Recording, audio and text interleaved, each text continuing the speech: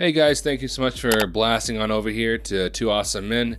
We haven't done this in a little bit. Sorry that we haven't been over here in a little bit. We've just been very lazy. Yeah, I think it's been like a month and a half since our last video. Yeah. It was a mixture of like laziness and just also we have a video that we want to put up for a few months now. And for some reason that video has just been draining our energy and really just hard for us to get up for some reason. We're not sure why, but it's just... And also we took an 8-day trip at the beginning of June. Yeah, that's right. Yeah, that took a lot of our attention. Yeah, so we're sorry. We're going to try to get back onto this now. And hopefully we can get back onto our podcast as well because we haven't been on that in a while. And just so you know, I did break my glasses yesterday, so it has a little bit of tape on here, so it looks really weird. But we did get to go see Black Widow in theaters a few days ago, and we're just going to talk about that. I do want to just start off with this issue because I think it's the most glaring issue, and I think it's going to just cover it all really for me. I think because whenever it was first announced, right? You, me, Brittany, we always talked about how we weren't really too excited about this movie, mainly because of the fact that I felt like it wouldn't really add anything to the MCU. Right. You know. Yeah, especially like with spoilers for Endgame after she died in Endgame. It felt really weird that they're going to go back to a point between Civil War and Infinity War and tell a little bit of her story. Yeah. It just felt really weird. It felt like they were kind of felt obligated to make it since they hadn't made a Black Widow movie, and she's been in the MCU since Iron Man 2. Yeah, and so what I was really expecting was there just be a movie just of pure fan service and nothing more. And so I will say though, surprisingly, you know, it actually just it really did feel like the writers of this movie really wanted to make it. Yeah, because the movie actually is pretty good. I really don't have much of any flaws with the movie itself. Maybe one or two flaws, but the movie itself, I really do think it was a pretty solid film. Honestly, this was some of the best performances in the MCU that I've seen. From Scarlett Johansson, obviously, David Harbour, Florence Pugh was one of my favorite parts of the movie. And Rachel Weisz was also had some pretty great emotional scenes. So the performances really drove the movie for me. I've seen some people say the movie's a little bit boring. I really don't find it, and I do see why some people who are really into Marvel movies may find it boring. Because to me, this movie's is very character driven. It's very, like you're saying, emotionally driven. But honestly, that's one of my favorite things about this movie is that a lot of the movie it's a story for Black Widow. You know, kind of telling a little bit of her story, kind of giving her time to have an arc because we never really had that much of an arc for her in the MCU. Right. And so I really do like that aspect of this movie. Also, a really cool thing about this is it's actually pretty funny. And it's not like overly funny. And it doesn't feel like a comedy per se. It just there is a lot of humor in it. It doesn't feel like a comedy, but there's a lot of humor in it. Yeah, and it's humor that feels natural because I'm gonna be honest, like a lot of I won't say a lot, but a few Marvel movies I feel like use humor too much, especially in the earlier stages with Joss Whedon. But even like Thor Ragnarok, that too. One of my biggest complaints about the movie was how much humor they used and how much forced humor was used. Yeah, exactly. And it's sad because that movie actually had a really good story, but it was kind of diluted by the humor. Exactly. But the humor in this movie, I feel like, was very natural and actually was kind of funny. I actually was laughing at it quite a bit of actually laughing. Yeah, and quite a bit of it. And not only that, but the humor comes from the family aspect of this movie, so it actually drives the plot a little bit. Yeah, because it kind of creates that bond between characters in this movie. Yeah, and like I saw Jeremy Jahns in his reviews he said that he felt like they overused humor in this movie, and he brought up this one joke about how Florence Pugh's character, like she made a joke when she was talking about her forced hysterectomy and how it was like a tough subject, and he felt like they shouldn't have used humor in that situation.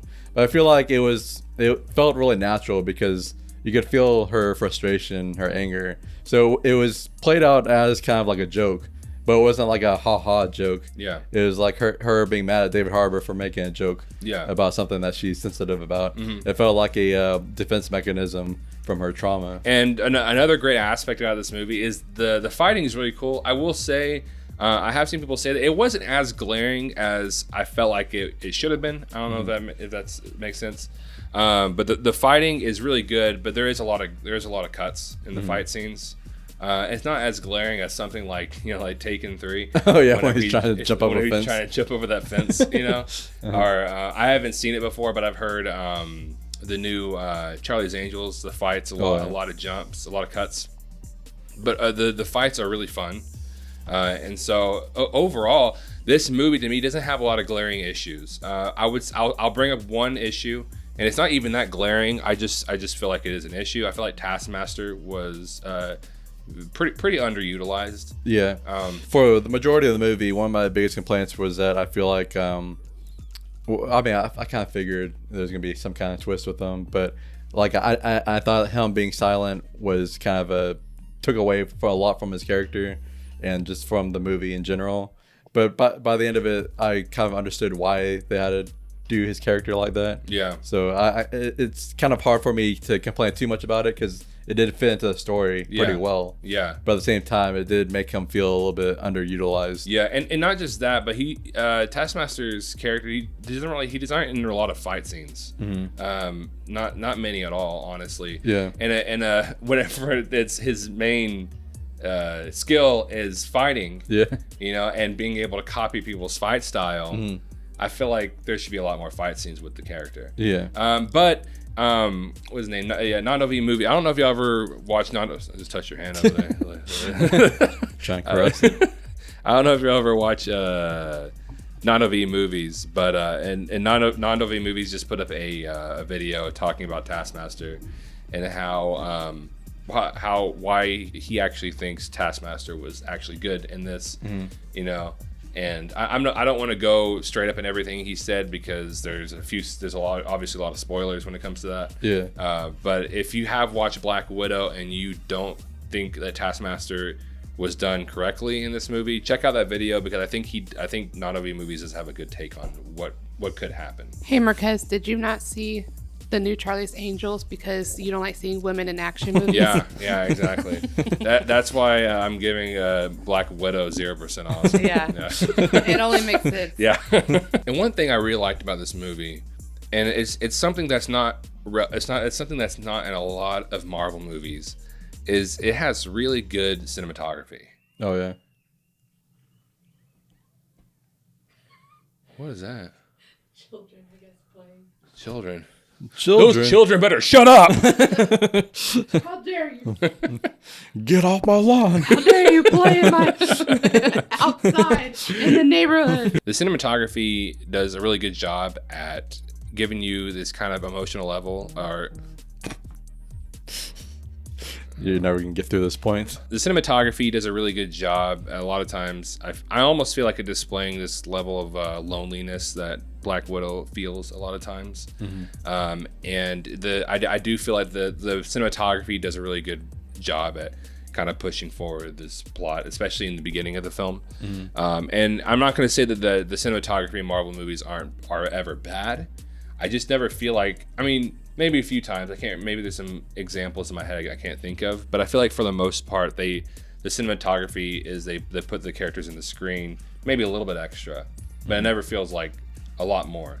But I feel like since this movie feels a lot different than most Marvel movies, like I said, it's very character driven at times, it's emotionally driven, so this movie has that chance to actually play around with cinematography and getting different camera angles, being a little bit slower than most Marvel movies. But I do want to bring it back to what we were saying at the beginning, just go a little more into detail with it.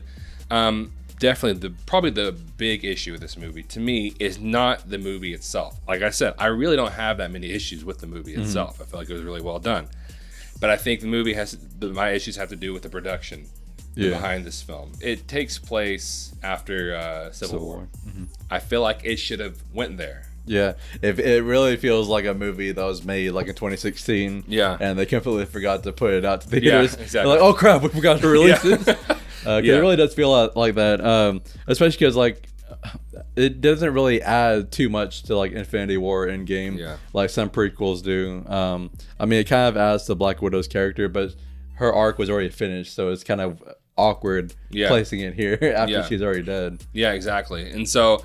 And the sad thing about that is I feel like this movie would have had a much bigger impact if it went there. Yeah. Right?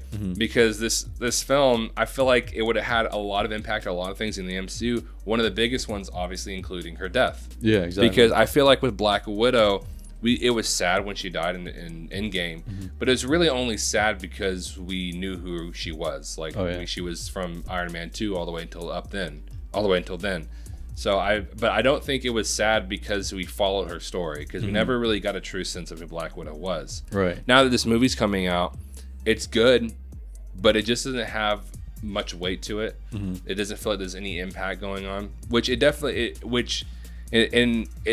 really doesn't have that much of an impact on the whole MCU. Yeah, like I've been seeing people say like this movie is kind of forgettable, but I feel like it's only forgettable because of the placement. Yeah. Like if it came out when it should have after Civil War and before Infinity War, then it would have been a pretty solid movie in the MCU. But just because it was placed after everything had already happened, it's like, okay, that happened. Yeah, and I feel like a lot of the complaints that are coming out about it, like people talking about how, and I can understand this complaint a little bit, how the main issue of the movie doesn't really come up until a little further into the movie, you know.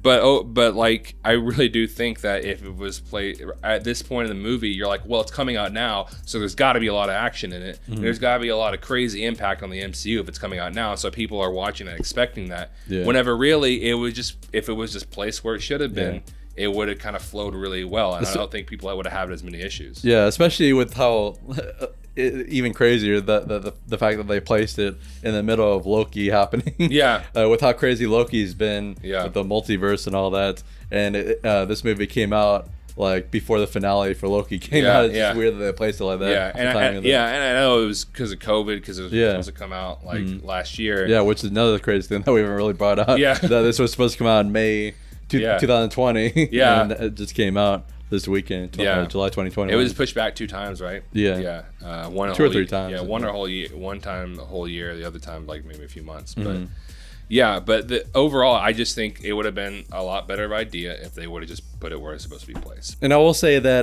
this movie does have a few similar story beats as Captain America: The Winter Soldier, but at the same time, I do feel like it stands on its own pretty well. Overall, this movie I do think is pretty good. If you really do like the character Black Widow, I would recommend you seeing it. Just overall, I would recommend seeing it. And whenever you watch it, just try to watch it as the movie it is.